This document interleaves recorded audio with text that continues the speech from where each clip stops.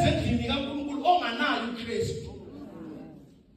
Kodwa wamamkela ayena phela yena ungamandla. Akakwazi ukuba ngamandla aphinde kuthwe namanye amandla ngoba kuba khona amandla alwa namanye amandla. Sithi siyabuka umuntu osweleka sishaliwe kodwa kothoko.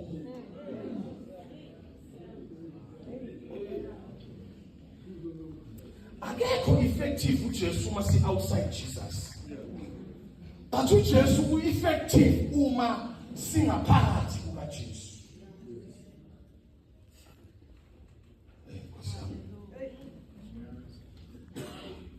Akekho Jefferson, akekho effective uJesu uma sixoxa naye singaphandle ngaye ngoba izwe liyamazi kodwa izwe alinaye.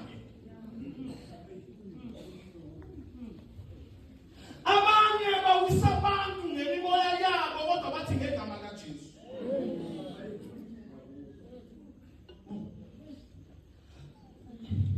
Neminikelo iyathathwa kuthiwa ithathwa egameni likaJesu kodwa ungathathwanga egameni likaJesu kukhona into egqithiwe before singene.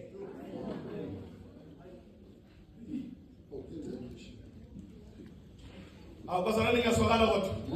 Yebo indaba ezitha la uhlala sifake imfundo. Angasifaka imfundo kodwa indaba ezitha make outside Jesus Christ azizwe ukuba effective.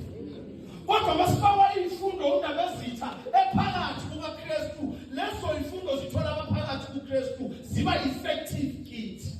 Kodwa indaba ezitha make kuKristu ungekho kuKristu akekho uKristu ozosifa uKristu letha uthi indaba ezitha ngiyazizwa ukuthi ngithi ni namba salwana.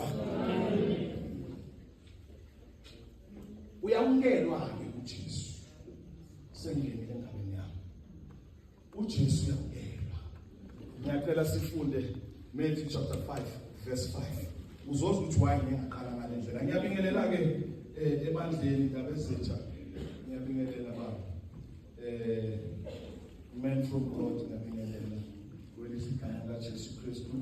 Ophilayo overseer ngiyabingelela Mhlonishwa Mthotho ngiyabingelela senior bishop nabo bishop bonke nabo pastor